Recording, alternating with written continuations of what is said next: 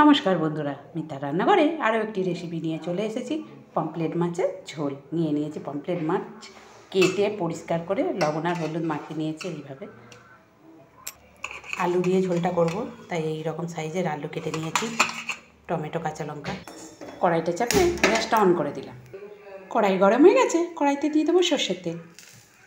কড়াইতে তেল গরম হয়ে গেছে, একে একে লবণ হলুদ মাখানো পমফ্রেট মাছগুলো দিয়ে দেবো।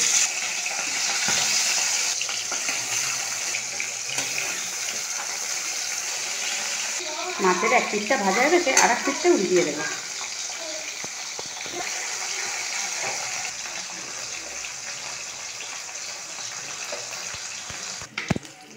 ভাজা হয়ে গেছে, তুলে নেব।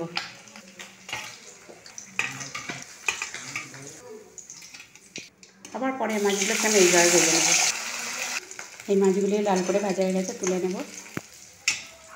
এই তেলেতে দিয়ে দেবো তেজপাতা, কালো জিরে, কাঁচা লঙ্কা, রাখা আলু নেড়ে চেড়ে লাল করে ভেজে নেব। আলু হালকা ভাজা হয়ে এলে দিয়ে দেবো লবণ, হলুদ গুঁড়ো, জিরে ধনে গুঁড়ো, সামান্য জল দিয়ে মশলাটা কষিয়ে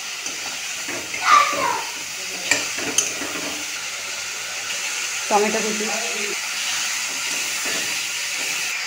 খুব ভালোভাবে মশলার সঙ্গে আলু টমেটো কষিয়ে নিলাম। তেল ছেড়ে আসছে।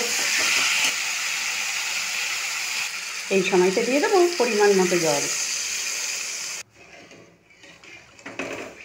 দিয়ে চাপা দিয়ে দেবো। ঝোলটা ফুটছে, ঢাকাটা খুলে মাছগুলি দিয়ে দেবো। ভাজা মাছগুলি দিয়ে দেবো।